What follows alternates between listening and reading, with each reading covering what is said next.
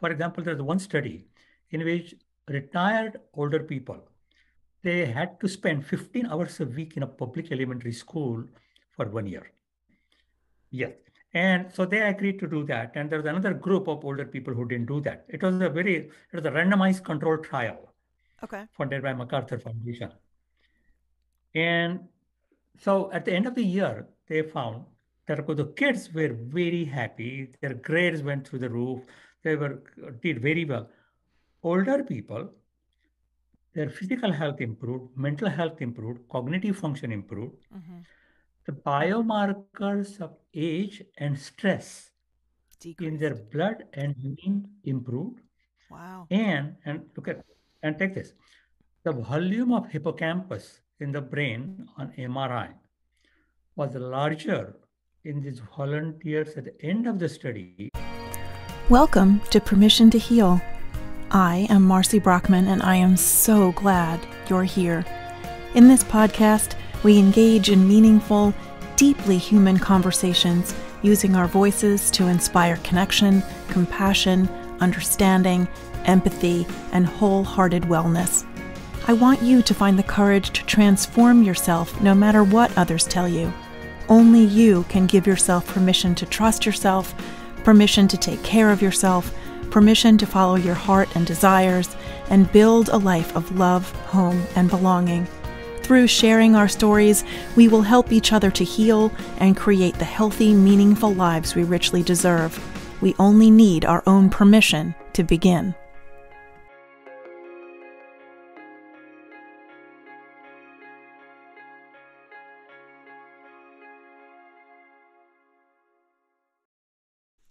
Hello and welcome to Permission to Heal. I am Marcy Brockman, and I am thrilled that you are here. Today on episode 48, I have a very impressive man, Dr. Dilip Jeste. He is a Senior Associate Dean for Healthy Aging and Senior Care, Distinguished Professor of Psychiatry and Neurosciences, Estelle and Edgar Levy Memorial Chair in Aging, the Director of Sam and Rose Stein Institute of Research on Aging, and the co-director of the UC San Diego IBM Center on Artificial Intelligence and Healthy Living. He is a geriatric neuropsychiatrist specializing in successful psychosocial aging and the neurobiology of wisdom. He has over 750 peer-reviewed journal articles, 160 book chapters, and 14 published books. His latest book is called Wiser, The Scientific Roots of Wisdom, co-authored by Scott Lafee, who's also from UC San Diego. Also the former president of the American Psychiatric Association. He was the first Asian American elected president of the American Psychiatric Association in its 75-year history, and he is listed in Best Doctors in America. He is originally from Mumbai, India, where he did his medical school and psychiatric training, and he did a psychiatric residency in Cornell, a neurology residency at George Washington University. He was a research fellow and later chief of movement disorders and dementia at the NIH, the National Institutes of Mental Health, or NIMH, before joining UC San Diego. His resume alone had me sort of shaken in my boots here. This man's the real deal. And he's spent his life researching schizophrenia and neuropsychiatric interventions, and his main goal, the thing that he is the most passionate about, is helping people age healthier and wiser. And his research on wisdom and the not only social and like human historical incidents or behavior about aging.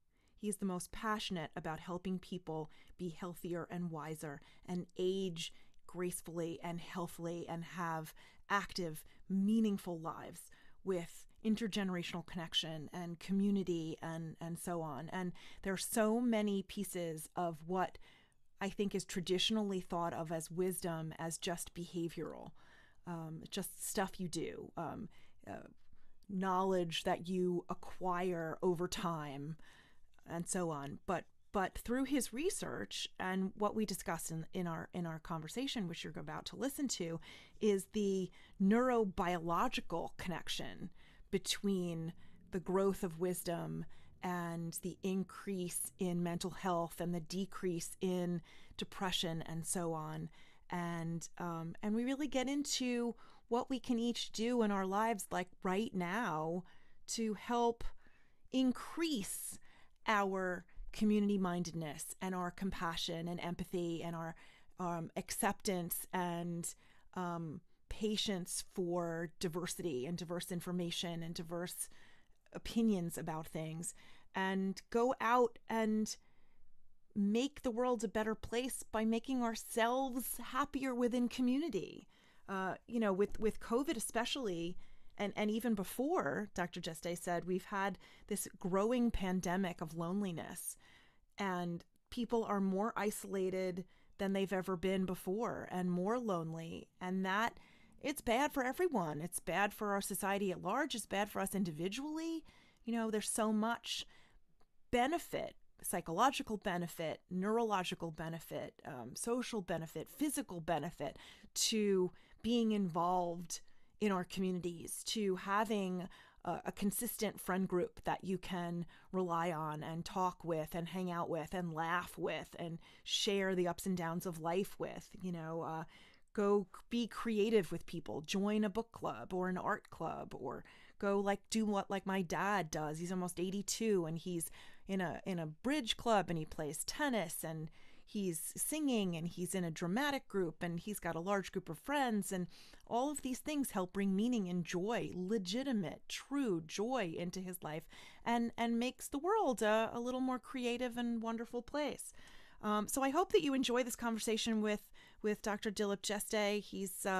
He's wonderful. And again, his book, Wiser, The Scientific Roots of Wisdom, and the all of the stuff that you're going to need to look for are in the show notes. So you can just scroll down when you're done listening to the episode, including the measurement tool. So you can see for yourself just how wise you are. The Jeste Thomas Wisdom Index score.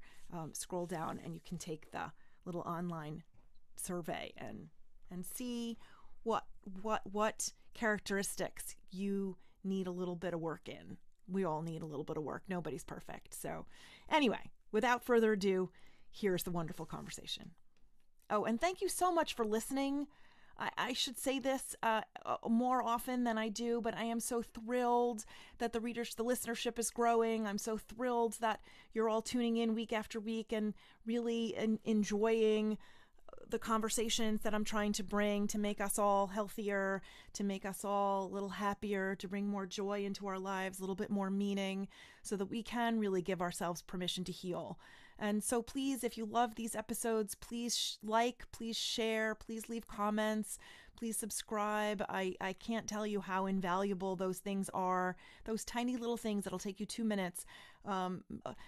They make us more available to more people. So thank you so much for listening. Now here's the episode.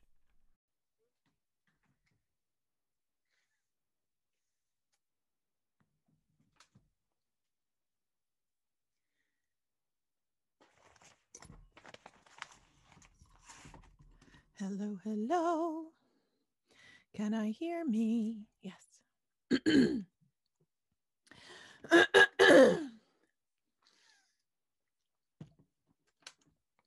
Okay.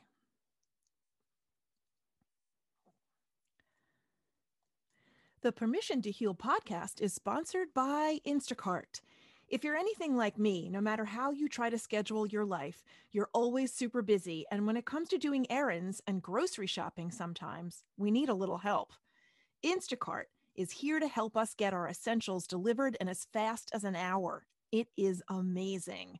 With Instacart, you can do all your shopping online at your favorite local stores, grocery stores, pharmacies, Target, Costco, Staples, Sephora, Bed Bath & Beyond, 7-Eleven, even some liquor stores. And an Instacart shopper will shop for you.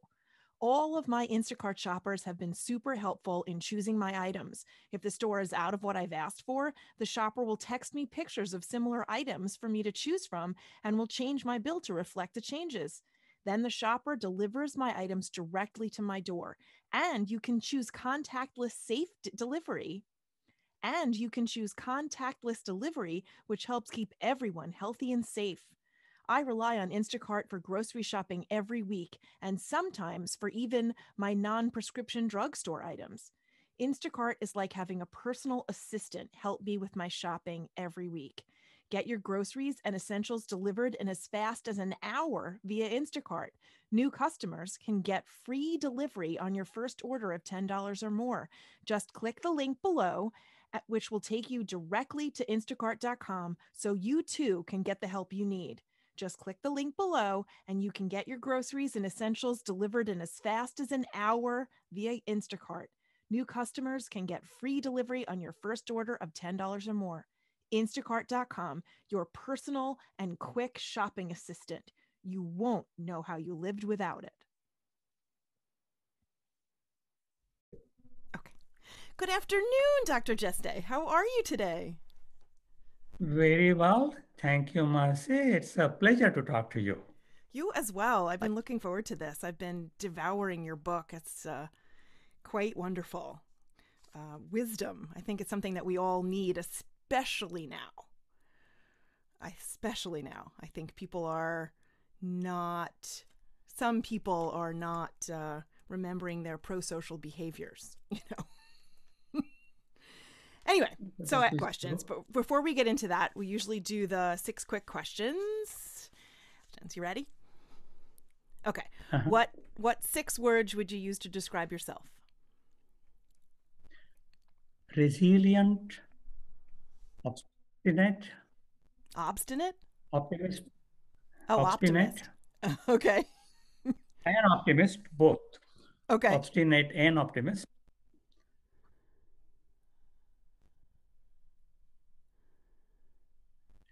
A listener, Of course.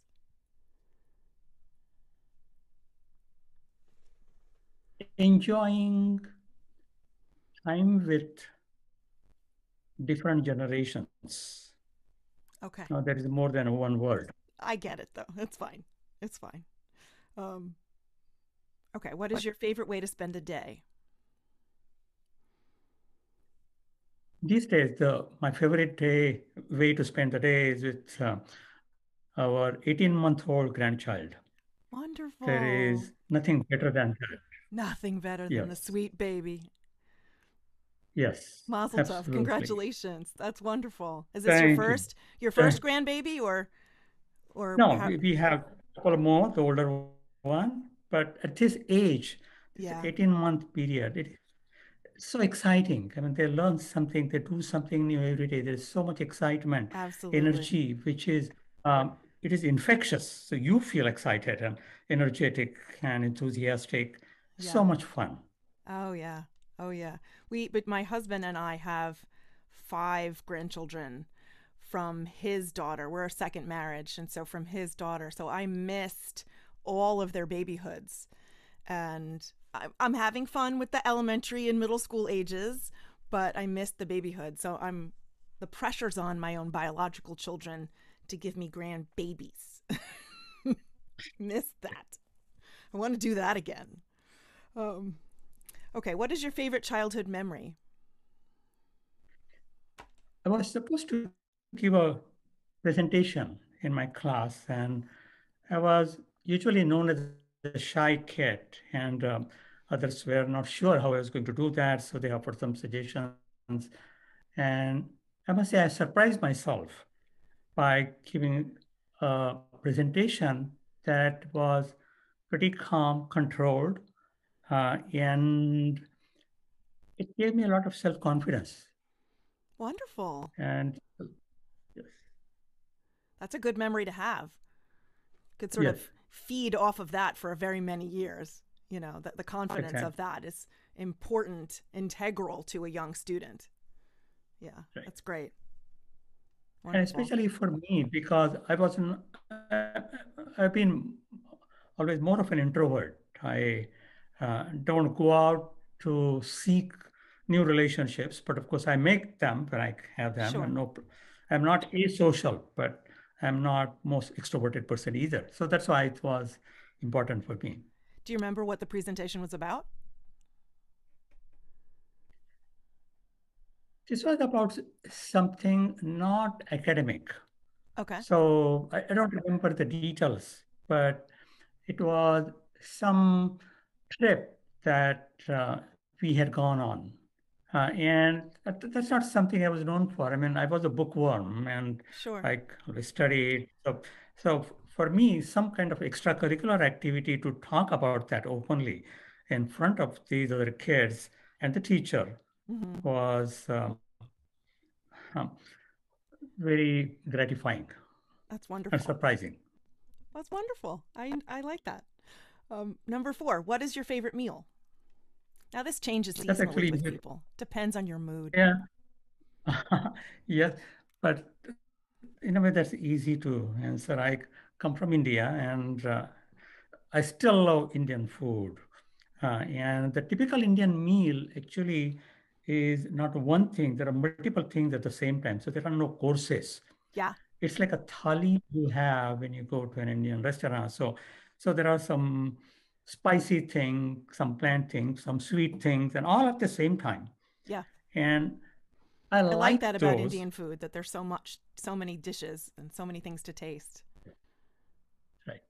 And so it is, and it doesn't matter whether it is vegetarian or non-vegetarian with chicken, fish, whatever. But it is sort of a mixture of spices, sweetness that I enjoy. Use the whole full range of your taste palette. Exactly. Nice. Exactly. Nice. Okay, number 5. What one piece of advice would you like to give your younger self?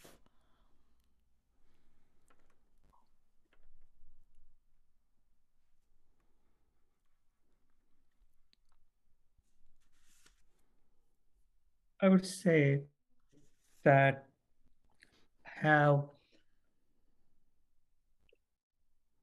I would say, believe more in yourself than what other people tell you to. You Hmm. have to trust yourself. Trust your instincts. And even when people say something won't work, don't listen to that Hmm. because you are different from Right. others, just like others are different from you. So you don't go by what the conventional wisdom may be. And if you believe in yourself, you can change. That's wonderful. I've had quite a few moments in my life where I could feel like a diverging path, and most conventional wisdom would have me go one way, and I said, nope, I'm going the other way. And people said, nah, it's not done that way, don't go that way, we don't. And I always said, you don't know me, you don't know what I can do when I set my mind to it, I'm going that way. And it always worked out well, I have to say. And if it didn't work out as well as I had thought, at least I had learned something from it and was able to course correct. Cool. All right, last question. What is one thing you would most like to change about the world? This is a More big one. acceptance, okay, more acceptance of diverse perspectives Hmm. where we have strong values, strong opinions about something, but we can still be friends with somebody who believes in other ideas or other value systems. And so there is really a need for diversity of perspective, acceptance of diversity, Mm-hmm. that nobody's 100% right, nobody's 100% wrong most of the time. And then we need to have that respect for one another's opinion. And that's one of the components of wisdom, of course. Of course, it is one of the components of wisdom. I've heard quite a few people, even some people on other podcasts, but people that I work with and people that I know in town, who have come to the conclusion in their own lives that they can no longer tolerate people of divergent opinions. That they feel like, well, how can they be friends with someone who votes against their family, so to speak? And it makes the hairs on my neck stand up. I don't quite know what to do with that because I understand, I can empathize with their situation. I can understand how they feel, but if everybody felt exactly the same way about everything, I mean, that's an impossibility in the first place. But I just Right, don't think that that's the way it should be. right. right? Because we learn so much from others' views and something we may not accept today, but sometime later we may go back to that idea and say, actually, that was not a bad idea at all. Right. And so some things take longer time to sink in, but they can. And so, so long as we are open to this possibility, it's great. Yes, I agree. Okay, so we're here to talk about wisdom. Wisdom. And, I really didn't, until I read your work, I really didn't think that there was a biological, neuropsychological component to wisdom. I thought, like so many other people, that it was just a set of behaviors that were learned over time that you acquired as you aged, and that was that. But you're here to tell us different. That's quite the thing here.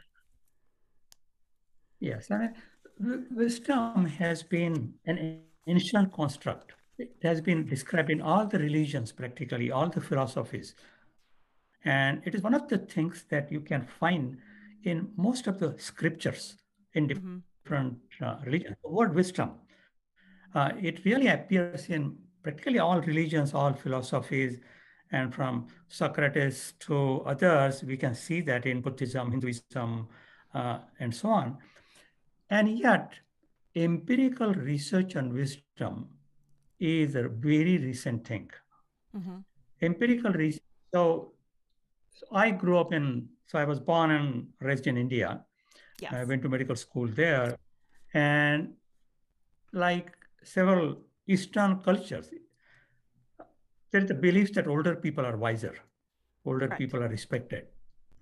And the Indian scripture called the Gita is thought to be a compendium of wisdom. So somehow or other, that wisdom and aging stayed in my mind as I was growing up. But I didn't think much about that until decades later.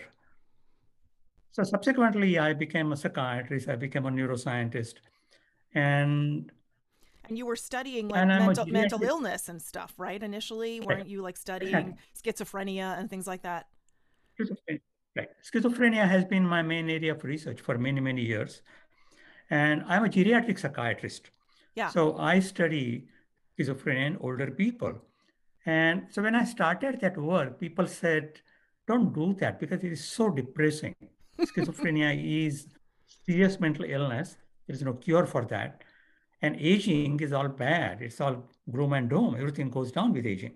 Right. And so combination of the two would be terrible. And yet what I found was that was not true at all. As people with schizophrenia got older, they started doing better psychologically, Wow. not physically. Yeah, not Right. physically, but psychologically, the symptoms improved. They reduced their smoking, drinking. They became more adherent with the medication and other Yeah. therapies. I don't know if you saw a movie named Beautiful Mind. I did. I loved it. It was so good. About So John it's a Nash. true, exactly, it's a true story about this Nobel laureate who was diagnosed with schizophrenia when he was in his early 20s. Mm-hmm. And for the next 30 years, he was in and out of hospital. He received electric shocks, drugs, psychotherapies, you name it, and he had it. He didn't change until about 50. At 50, he started getting better. At 60, he stopped all treatment. He Wow. wrote a research paper for the first time after 30 years. And so these are the kinds of people I had seen in my research and I had reported them. But people didn't really think that that was necessarily the case. They said, oh, it cannot be schizophrenia if it improves. But after John Nash's story came out, Mm-hmm. I think people began to agree that yes, there can be improvement in schizophrenia with aging. Mm-hmm. And that led me then to think about whether this is something that happens in the public at large also. So we did a large study of people in the community, some 2,000 people from Mm-hmm. age 20 to 100 plus. Wow. We found that as people got older, the physical health declines, but mental health improves. People become happier as they get older. And that doesn't make sense. I mean, how can, because when they have so many physical illnesses and, their social stresses, financial stresses with age, how could people become happier? And that made me wonder whether that was the wisdom that I was brought up with thinking Mm-hmm. that wisdom increases with aging. And maybe is that what makes people, older people, happier? So that's how actually I got into research on wisdom and aging about more than 15 years ago.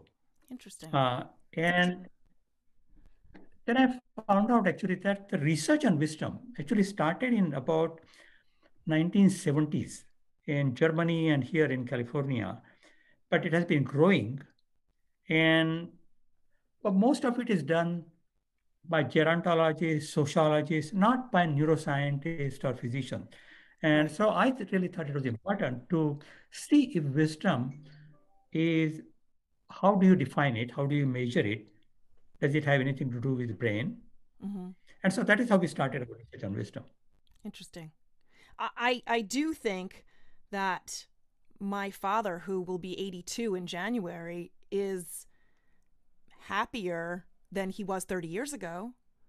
You know, he's got a little bit of dementia and has trouble finding words now and then, and his short term memory's not fabulous, but he's happier. He's more comfortable with who he is. He knows who his friends are. He has his activities. He doesn't have the stress and the ambivalence and the uproar of his earlier life. So, and I That is know very at true. 53, I'm happier than I was when I was 30. So, to me, this is increasing. That's exactly right. So when a 20-year-old sees an 80-year-old in a wheelchair, the 20-year-old says, I don't want to be like that. I don't want to grow to be 80 and be in a wheelchair. Who wants that life? If we ask the 80-year-old in a wheelchair, he or she will say, I don't want to be in my 20s again. That was such a terrible period. I had so much Right. stress, so much peer pressure, and I felt I was not doing well. I was so much really stressed out in multiple ways. I had to choose what I was going to do rest of my life. I had to choose life partner. And Yeah, I always compared myself with others who were doing better. I don't want to be in my 20s. I'm so happy. I may be in a wheelchair, but I'm happy because I'm still alive. Some of the people who are born with me are not exactly. around. I am You here. pare My things brain is down to still the okay. priorities, right? You look at Exactly, the things that are exactly. really meaningful and really bring you, abundant joy in a way that you didn't see decades earlier. Right. And that's exactly what I call paradox of aging. Yeah. As we age, physical health declines, mental health improves. We become happier. And not just happier, but the components of wisdom. So, wisdom is a personality trait, and Mhm. it includes empathy and compassion, Mhm. control over emotions, self reflection, Yeah. and accepting diversity of perspectives. And I think most of us above a certain age, we will say that as we got older, we become more empathic and compassionate toward others. We are not as selfish as we were when we were in the 20s, right? I think We that's true. don't throw, we don't get into emotional outbursts every time we don't get anything. So we have more control over emotions. Sure. When something goes wrong, we don't always blame others. We think of maybe I did something wrong, and let Mhm. me see how I could do better. So we can actually, if we self-reflect, we can see that those components are improving with age. And so I think there is evidence and scientific evidence now to show that wisdom does increase with age, but with a caveat that this doesn't apply to every single person. Sure. Sure. There's, That makes there are sense some older people who are very unwise and some young people who are very wise, but by and large, we become wiser with age. by and large. So, wisdom, as you would describe it, has compassion, including self compassion and empathy, emotional regulation, balancing decisiveness with acceptance of uncertainty, self reflection, curiosity, humor, spirituality, and openness to diversity. I Right. think I got it right, right? Oh, you got absolutely right. Okay, good. Uh, So that, how do you measure that? I mean, I there was an article written that in Reader's Digest of all places that quoted you that it was the way you answered these six questions tell us how wise you really are. And so of course I did the little quiz. It's six questions. You scored out of 18 and I got 14. Okay, wise. I'm a wise ass. What can I tell you? But then I found in your book, I found the Jeste Thomas Wisdom Index score. So I went and I took the free um, little survey you have on there, and that was um, um, much more detailed.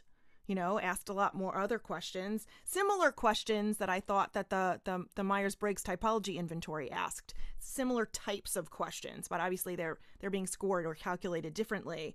And then I looked at my results very quickly, and I had over 4 in each one, but some were lower than others. And I'm going to make my husband do it for me later and see what his results for me are, because maybe I skewed them. I don't know. Maybe I think I'm better than I am. I don't know. I don't know. no, no. So uh, It's interesting, though. I can tell you, reading your work, and you are a very wise person. I mean, I, I think that you are really you're practicing what people preach, which is empathy, compassion, self-reflection, emotional regulation. Um, no, and I mean that. I think Thank you. it's really true. It's a But coming process, back to but your but question, yeah. how do you measure?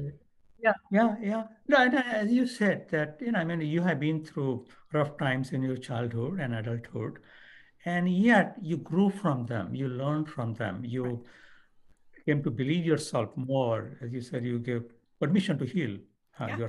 to yourself, and so that becomes really an inspiration and role models to others. So Thank you. I really appreciate that. Uh, I appreciate that as well. so That makes me feel really good. no, you should. So wisdom is a personality trait, and there are scales for measuring personality trait, just like you mentioned Myers-Briggs questionnaire. So these scales, they have statements about behavior, Right. and you have to say to what extent you agree or not agree with that statement as it applies to you. Right. So using that, and I have a colleague, Michael Thomas, who is a psychologist and expert in skill development. So he and I, we together developed this scale, which has 28 items called San Diego Wisdom Scale or Jesse Thomas Wisdom Index. And the six items that you mentioned, actually what happened was when our paper came out with those 28 items, one of the newspapers just took six of them and published an article. Oh, they just took some random six. Yeah, they just took some random six and published it as if that was the whole scale. It was not. Oh, So I think it was a quick way of for the newspaper to get something out, and then Reader's Digest sure. copied that. So that is how it yeah. That's funny. But coming back, yeah. So the way to measure personality is really by asking the person herself or himself, because there is no objective way of measuring it. But when people complete the scale for purposes like this, they tend to be honest Hmm. in the sense, if I'm applying for a job, and if you ask me how compassionate I am, I will say I'm very compassionate because I want to get that job, Of course, because you're being right? judged by that. But exactly. But here, for research purposes, I complete a scale. I remain anonymous who completes the scale. And so I get a score. So who cares about? So most people are pretty honest in completing that. Okay. And so on that basis, so what it does is it gives you scores on each component of wisdom. Gives you a score on empathy, compassion, Yes. score on self-reflection, score on emotional regulation. And that is very helpful because we all are strong in some areas and weak in some area. And it helps to find out what are our strengths and what are our limitations. Yeah. My lowest score was regulating my own emotions. And makes sense. It makes sense. It takes me far less time to get over being angry or being hurt or being betrayed or feeling like any of those trigger points. It takes me far less time to get over that and balance myself again than it used to, but it still takes some time. It doesn't happen quickly. Now it might take 2 or 3 days, whereas before it might take months. Who knows? But I've gotten better at the pendulum swinging back to neutral. Right. Right. Okay. So do you think there's... Go ahead. I'm interrupting you. Sorry. This is like that these changes don't happen overnight. I mean, it requires time. Yeah. But if we practice it consciously, focus on that, things do change. Yes. So do you think there's a difference between wisdom in the sexes? Do you think men or women are more wise than others, or do you think it's the same? So there are differences on different components of wisdom. Empathy and compassion has been consistently found to be greater in women than in men. I mean, hands down. This is absolutely very well established finding. And this doesn't apply only to humans. Actually, this has been shown even in animals. Really? The female animals, yes, because it is biologically based. I mean, think The about whole this, that maternal thing and only nurturing women, thing. that's exactly right. Maternal things, only women produce babies, men don't. And then you can't really have a baby without having a bond with the baby for the baby to survive. And there are biological explanations. There are hormones that help with that. Um, Oxytocin, among others. Estrogen, yes, exactly. And so there's unquestionably biology, even evolutionary significance for why women are more compassionate than men. Again, the child-mother bond is so unique. Mm-hmm. I mean, I so we have two daughters, and I'm attached to my daughters also, no question. And yet, really, the women have more influence on their babies than men have. Um, so there is no question that on that component of wisdom. Interestingly, though, it is worth mentioning, compassion towards self is not higher in women. Well, that I'd It believe. is often lower. It is lower in women than in men. So women are more compassionate toward others, whereas men are more compassionate toward themselves. That I buy. I believe that completely. I think that society forever has taught women that their value is in service to others. And Right, so that right, has to play into this. right, right. And likewise for men, again, narcissism is a part of masculinity. Again, because of this traditional thinking that men are they are the hunters. They bring the food, and that's why the family depends on them. So that's why they are important. The father knows the best. I mean, Right. all of those things which help men become more narcissistic, and probably the testosterone contributes to that, Mm-hmm. just like estrogen contributes to compassion toward Sure. babies and others. So, um, similarly, women tend to be somewhat more self-reflective and more accepting of diverse perspectives, Okay. whereas men may have more better control over emotions and they may be more decisive. I could see that. That seems to make sense to me. Mhm. Again, these are kind of stereotypes, and that doesn't Yeah, it's a apply little to generalization. It doesn't everybody. apply to everyone. Yeah. Right.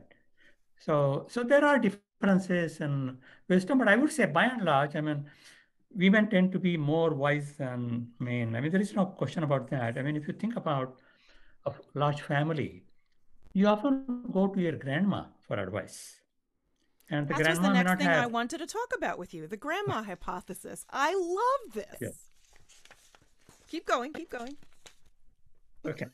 So, so as I said, so so I started the research with this idea of looking at wisdom and aging, whether that is really scientifically based, and I've found that yes, it is scientifically based with a caveat, as I mentioned.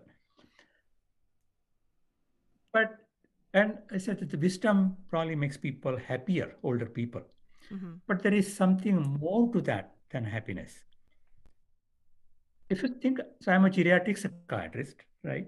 And I Mm-hmm. always wondered about Darwin's hypothesis of survival of the fittest. Right. What Darwin said, what Darwin said was that animals live only so long as they can produce babies. Because in any species, the old animals die, right? Mm-hmm. And they have to be replaced with babies. Then only the species will survive. Right. So the babies have to be there. That is why animals die soon after they stop being fertile. That happens in lions, tigers, dogs, cats, all of these animals. Not in humans. No. Humans, we have, the women have menopause around 45, 50. Men have something similar called andropause around Really? 45, 50. Yeah, yeah, the testosterone levels drop. So older men cannot produce, cannot are not fertile. Um, Again, the exact age varies from person to person, but by and large, that is true. So if somebody lives to age 90, that means they have spent half of their lifespan Mm-hmm. without being able to produce babies. Why does nature allow that? It doesn't make sense because you don't see that in most other species. Right. What the research has shown is that when the grandma is involved in helping her adult daughter raise children, that adult daughter lives longer, is happier, and she has more time to produce babies. Because if she were only bringing a baby, she won't have much time for anything else. Right. But because now she has more time, because her mom is helping raise grandkids. Another way, there's another important way of looking at it. When can we produce babies? At the age of 14 or 15. That's when we have puberty, Right. right? So we see, teenage pregnancies are, they occur. Uh, they used to be very common in the past, Mm-hmm. right? And yet the brain actually continues to grow till we are in our 20s. Right. Okay. So we can produce babies when our brain has not grown fully. So we produce babies when we don't know how to take care of ourselves, let alone take care of the babies. Right. Thank God How for can we do grandma at that? that point. That's exactly right. Right. So humans need grandmas for species survival. Makes sense. So, and so that is where wisdom comes into play. That wisdom, even though older people can't produce babies, they help the younger generations Right. live longer, be more fertile, and also going beyond fertility. How can you transmit culture from one generation to another? Through grandparents, Right. right? It So bridges grandparents, the generations. exactly. Grandparents are the ones who transmit values of compassion, empathy, emotional regulation. Right. Just imagine a teenager with a baby. The teenager himself, his emotions fluctuate hour to hour, minute to Of minute. course. Where is the emotional regulation? That's where the grandparents come in. So humans need grandparents for the survival of the species and for the well-being of the younger generations. Well, and the well being for the older generation, too. I mean, it's a whole Of course. reciprocal thing, of course, right? There's, Exactly. 100%. Sure. No, intergenerational activities are very important for both the older and younger generation. But that's where actually, as a geriatric psychiatrist, I feel how our society is so ageist. There oh, is it so much is. ageism, Mm-hmm. which is so wrong. The number of older people in the population is increasing. We all know that, right? Yes. It is it is called silver tsunami. Silver That's what it is called in tsunami. media, silver tsunami. I love that. That is, Writing that it's a down. yes. So as if this is a disaster that is happening, that people are living, into older age. Why is it a disaster? Because older people cost more money for healthcare. Right. And so if we spend the money on older people, we don't have any money left for bringing up children. And that is pure and simple ageism. When the COVID started, and in the beginning, there were mostly reports of deaths in nursing homes, and then the question about keeping the children home, etc. Some politicians said that instead of spending money on these nursing homes, let us use that money for keeping the kids in the school. Because these older people in nursing homes, how much Oh, longer are they good. going to live? Why are we wasting our resources? Wow. Okay. Let's hope that person's not in office anymore. And Wow. it was not one person. I mean, a number of other people thought, and they actually continue to think along these lines. You often see subtle ageism Mm-hmm. in healthcare economics. They Mm-hmm. often say there's a way in which you can calculate the value of life, and that is based on partly how many years you are left. Right. It is so wrong. It's so wrong because if we help older people be active, they will be healthier, their healthcare costs will go down, and they will help younger generations become wiser. Right. An invaluable resource. Absolutely. I saw must have been a video somewhere, news article, something, a couple of years ago, where a group of people had merged a daycare center and an assisted living facility, not quite a nursing home. But so there was the older grandparent generation helping to take care of the 2, 3, 4 year olds before they entered public school. And it was beautiful to watch. Everybody benefited. The little kids got extra attention from grown-ups who could pass along knowledge and wisdom and laughter and music and jokes and fun, and the older folks got to feel vital and meaningful and and alive again. It's just, I think that should be everywhere. We should mix daycare centers and assisted livings. Perfect. Absolutely. Absolutely, absolutely. And there's actually a lot of research to support that. For example, there's one study in which retired older people, they had to spend 15 hours a week in a public elementary school for 1 year. Huh. Okay. Yes. And so they agreed to do that. And there was another group of older people who didn't do that. It was a randomized controlled trial Okay. funded by MacArthur Foundation. And so at the end of the year, they found that the kids were very happy. Their grades went through the roof. They did very well. Older people, their physical health improved, mental health improved, cognitive function improved. Mm-hmm. The biomarkers of age and stress in their Decreased. blood and urine improved. Wow. And look at and take this.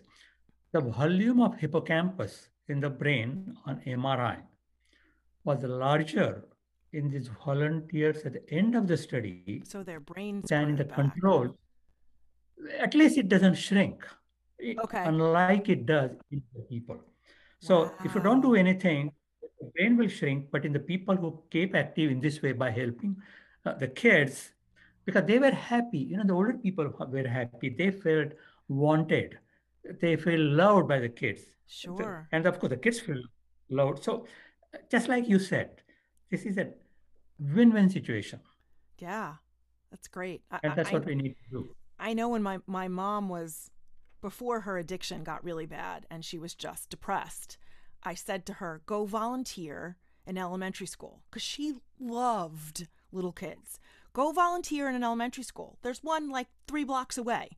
And go once a week and go read them stories or take them to the library or, help them with the art or something. Whatever capacity. Feed them lunch. I don't care what you do.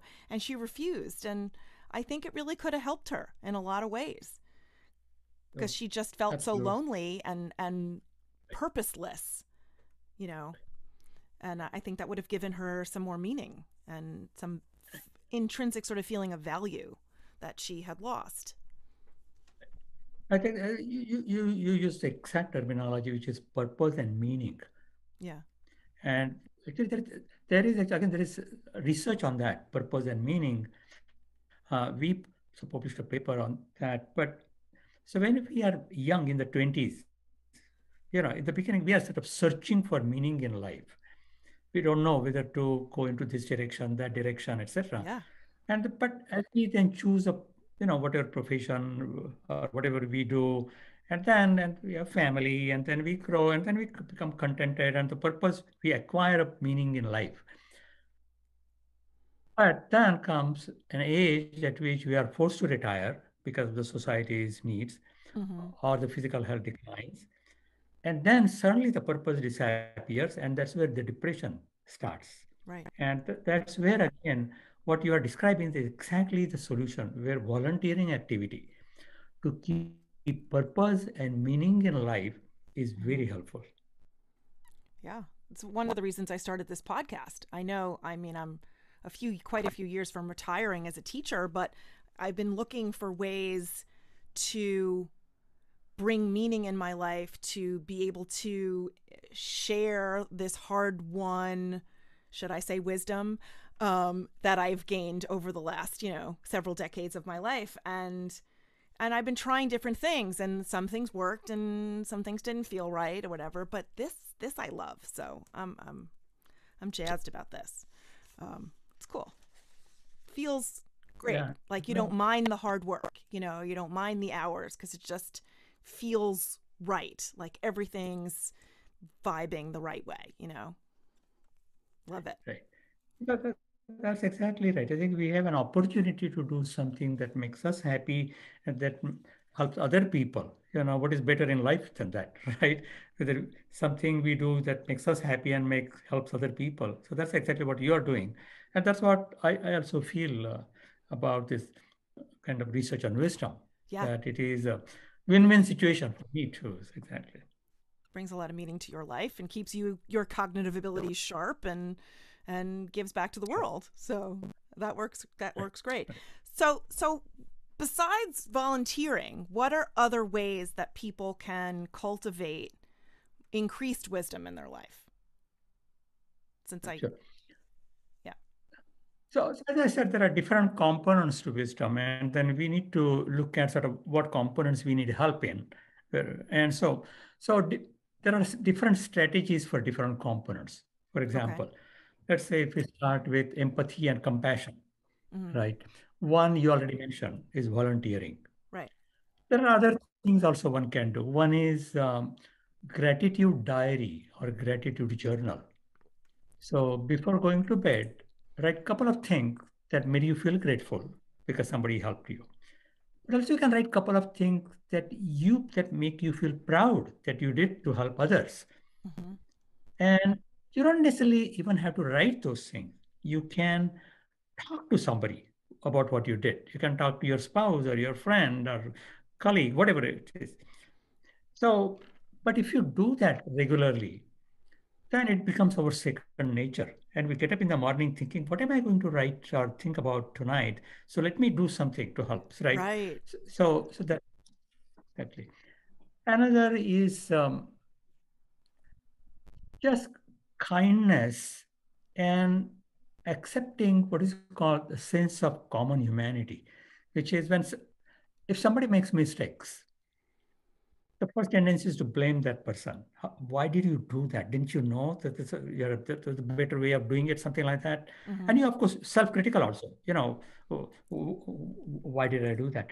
So what is needed is accepting the fact that everybody makes mistakes. Everybody makes mistakes. There's no person who is foolproof, right? Of course. So don't necessarily blame somebody because he or she made a mistake. And likewise, don't blame yourself necessarily if you made a mistake. So that helps actually. So that kind of acceptance, and then also realizing that we have been through tough times, but we survived, Yeah.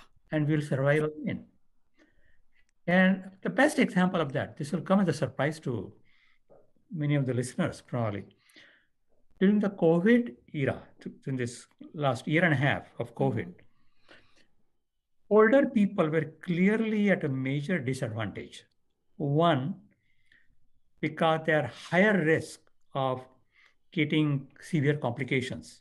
They Sure. were more likely to be hospitalized, more likely to go into ICU, Mm-hmm. need ventilator, and more likely to die, right?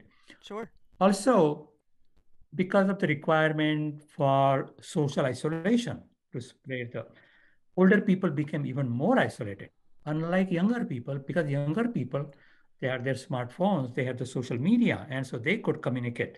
Even so, the geriatric psychiatrists, as I said, we expected that we are going to have some major problem with depression, loneliness, social isolation in older people. Right. You That know makes what we sense. found? What'd you find? What people found was exact opposite. Really? Older people, older people had much less depression, anxiety, and stress than younger people. Because they'd already People between survived so 18 many and decades of things that they knew that they could still that's, survive this. that's exactly right. For people between 18 and 25, they had never had anything like that. So it was kind of the end of the world for them. They Right. didn't know how to handle it. And so they had actually many severe problems, depression, anxiety, stress. Older people, on the other hand, they say, oh, we have been through. I mean, we have been through war and drought and economic depression and other personal stresses. We came out and we'll come out of this too.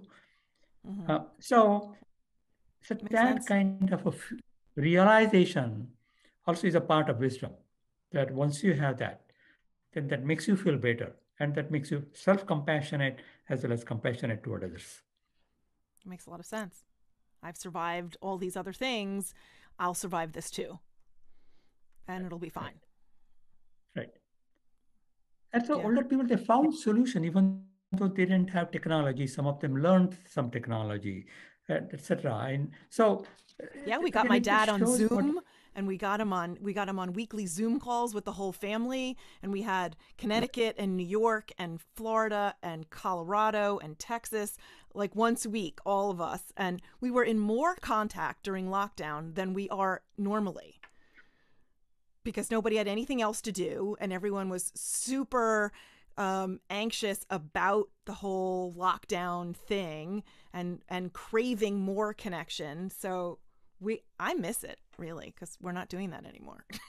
I hardly know what's going on with anyone. Yeah, yeah, yeah. But really, it brought the world together in a way, and especially the Yeah, families. yeah, Although not physically, but psychologically. yeah. Which I think is almost, if not more, important. Yeah, exactly, exactly. Yeah. So one of the tricks is sort of finding support and giving support. Hmm. We must do both Yeah, because we need support for ourselves when we are stressed out, but we also need to give support to others. Then others will support us. And so, so that's about sort of compassion, self-compassion. Uh, Similarly, there are wisdom strategies for emotional regulation, right? So my favorite example, so in California, road rage is common, right? People yes, quit. I've driven those Los Angeles highways. Yes, I know this. Yes. Right, right. So, I'm going to my office, I'm late, somebody cuts in front of me, and I'm so mad at that. I start honking, cursing, blah, blah, you know, and following that and so on. So how do I control that? I can't imagine you having road rage, Dr. Jeste. You seem so I calm try not to. and flexible, you No. know. So what I teach is the first thing to do when that happens is actually think about why that person cut in front of you. And the usual notion is this person is a jerk. I mean, he really is intentionally. On the other hand, is it possible that maybe there is a child on the back seat of that car and the child suddenly had a seizure or suddenly threw up or something had Right. happened? Wouldn't, what would you do if you were driving? You would rush to go to the emergency room or something, right? Right. So if he was doing that, then why are you getting so mad at that person? That's You not wouldn't. correct, right? Absolutely. I Right, don't imagine right. somebody in the back seat having a seizure. I always imagine that the driver really has to pee. you know. That is also, And that would be yeah. okay too, you know. What are you going to So, do? right, right. So it is not personalized toward you, but there's some reason why the Right. person did that. So that is one way sort of you reimagine the motive on the part of the other person. And, whether that was true motive or not doesn't matter, but it calms you down. Another thing is distract. Increase the volume of the radio, music Hmm. you are listening to. So then you don't spend time. And the third thing is label that. You can say, okay, I got mad at this person because I deserve to. Yeah, absolutely. But let me get over it. I mean, who cares about this person? And I've had this happen before. I survived, and I'm going to do that well. So this is sort of how to regulate your emotions. And again, this road rage is just one example. There are Sure, other sure. examples when we lose temper, we get so angry, so angry. And most of the time, because we feel personally hurt Hmm. emotionally by that other person. Right, So when you change that and think that the person actually, it was totally impersonal, that makes us feel much better. right. Yeah, that they probably had something else going on in their own head and said what they said or did what they did inadvertently, because most people aren't malicious and they don't set out to hurt you. You just have to temper your feelings with your idea that someone else had something else going on besides you, right? Right, I think if we think of right, ourselves as slightly less important in the grand scheme of right. things, then we're less likely to be Sure. offended by the things that other people do. I don't know. It works Right. for me. I don't Yeah, yeah. ever get the road rage thing because I always listen to podcasts or audiobooks when I'm driving. And for me, if there's more traffic or it takes longer, it's just more I can listen to. You know, I get to listen to another chapter of the book instead of, so I'm there 5 minutes later. What's the difference? You know, Exactly. doesn't bother me. I'll stay in the slow So lane. that's a great attitude. That's really, yeah, yeah, yeah. It helps. That's what people need to practice consciously, I think, and that's those who don't have that. Yeah, I agree. I agree. Wisdom, wisdom, wisdom. That's so great. This is such a great book. People can buy it anywhere online, probably in bookstores Yeah, as well. sure, yes. Amazon and yeah, not Barnes and Nobles and other bookstores, yes. Wonderful. Well, thank you so But I much for do being here. think that, sure. I mean, one thing you mentioned at the beginning about the society, and that's something I stress actually, that, we talk about the pandemic of COVID, Right. but there has been a pandemic for last 20 years, Mm-hmm. pandemic of loneliness and social isolation. Yeah. So people don't realize that suicides have gone up by 33% in last 20 years. Yeah. Opioid related deaths have increased tenfolds Yeah. in My last mom 20 was one years, of them. right? Right. Right. So sad. Yeah. And the average lifespan in the US dropped 2 years in a row before COVID. Really?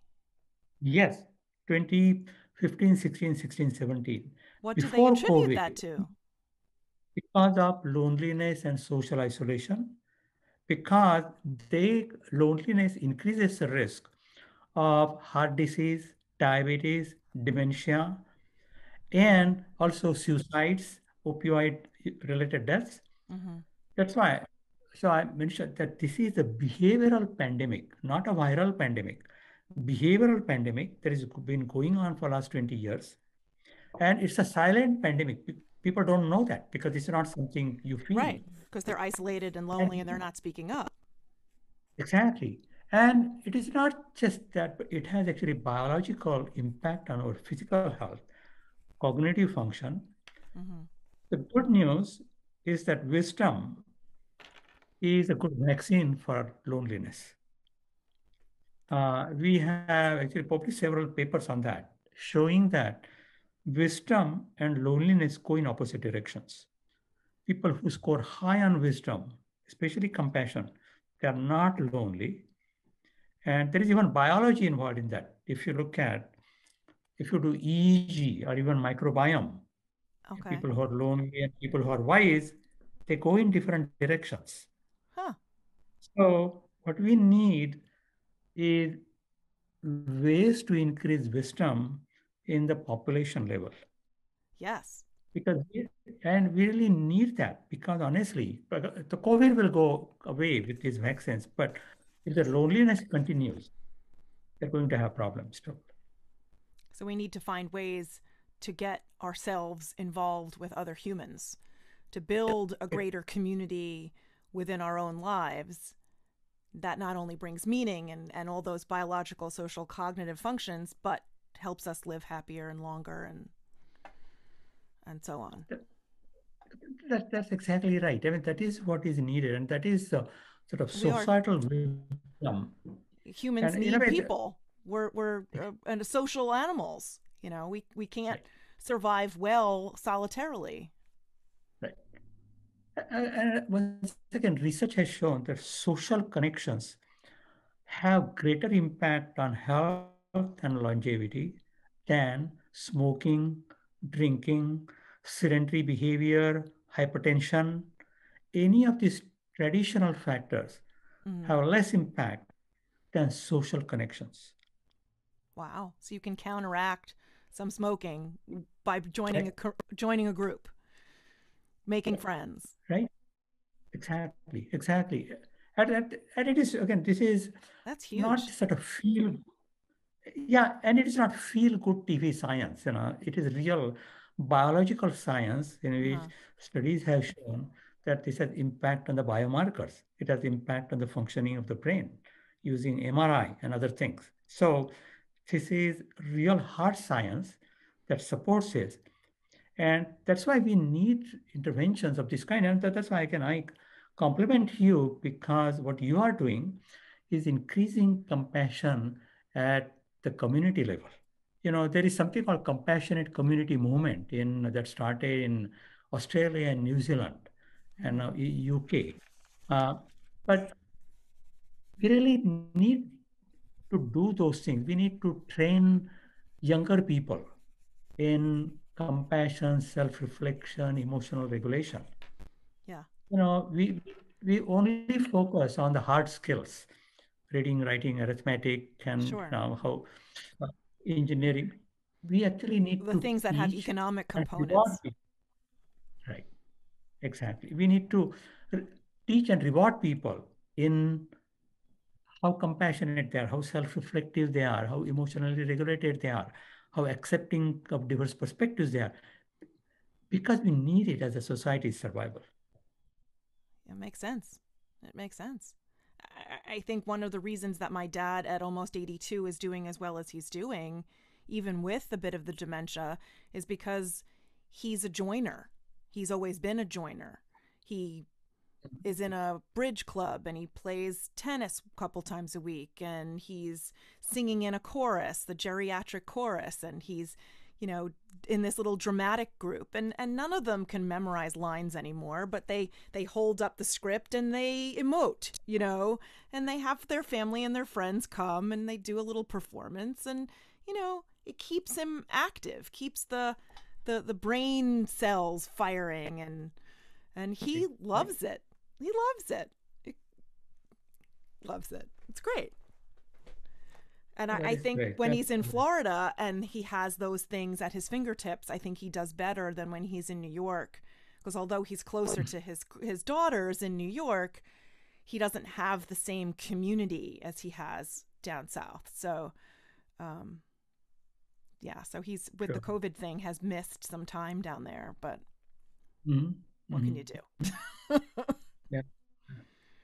you know, Well, better to go without the group and still be alive than right, right, right. you have to temper these things a little bit. Yeah, Yes, but it's yes. important to know. I mean, I think there are a lot of people who wonder what they're going to do when they retire. I have had quite a few friends over the last few years retire from teaching, and there's only so many wineries you can visit. You have to do something, and I don't know if enough people and whatever we can quantify as enough without judgment, are looking for community-based, social-based things that they can do that not only is fun for them, but brings meaning to their lives and gives back to the community a bit. I mean, Right. that would be Right. that would be great. So I think we need to start forming some more clubs. Right. Right. And Absolutely. Absolutely. And this is good for everybody. I mean, and again, it has biological impact. Again, things like the social connections, meditation, mindfulness. yeah, I mean, they actually improve volume of certain areas in the brain. They increase the white matter integrity. They reduce the stress biomarkers. So again, as I said, this is not just feel-good TV science. It is hardcore science yeah, that shows that these things are good for our brain and body. fabulous. Let's do them all now. Excellent.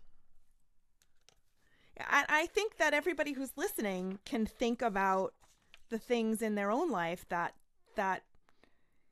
that they can add, like go call a friend, go arrange a Zoom call with your high school friends or with your work friends or with your sisters or whoever. And if you can't get out to go someplace, because some of that is limited in various parts of the country, you could go for a walk, you could go for a swim, you could make a phone call if nothing else. And I think that would help, like create clubs around books or a shared activity that you all like. There was somebody on your Facebook page, a group of 80-some-year-old women started a boogie board club in California. Like, Yeah.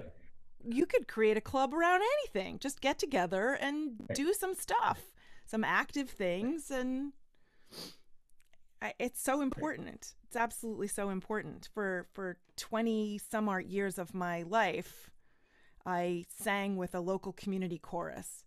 And Mm. when I first joined, I was, how old was I? 32. And I was probably the youngest person in the chorus by more than 20 years. Well, maybe 15 years. Mm. And Mm. and it's it's aged, and people have got left, and some people have come, and a lot of younger people have joined. But it's wonderful to see older folks who still are passionate about music and still want to sing. And we do 2 or 3 concerts a year at a local high school, and we do some of the same pieces, seasonally, and lots of new things depending on what the director wants to give us. But it's so much fun, and music and performing it and singing it, it's just like lights up my brain and lights up my heart, and it's just a beautiful thing. So I challenge every one of you who are listening to find something that you love and just go grab your best friends and go do it. No time like now. Like, put down this podcast and go do it now, unless you're driving, and then wait and pull over and then do it now. That makes sense. Well, Dr. Jeste, this has been fabulous. I'm motivated. I'm excited. And I hope everybody is as well. So thank you so much for your time. This has been fabulous. Thank you, Marcy. It was a pleasure to talk to you. And as I said, I'm also very appreciative of what you do with your permission to heal. You do great work, and that's really an example of wisdom in action in the community. Oh, I'm blushing now. Thank you so much. Thank you. Okay, I'm going to stop the recording, but don't go anywhere.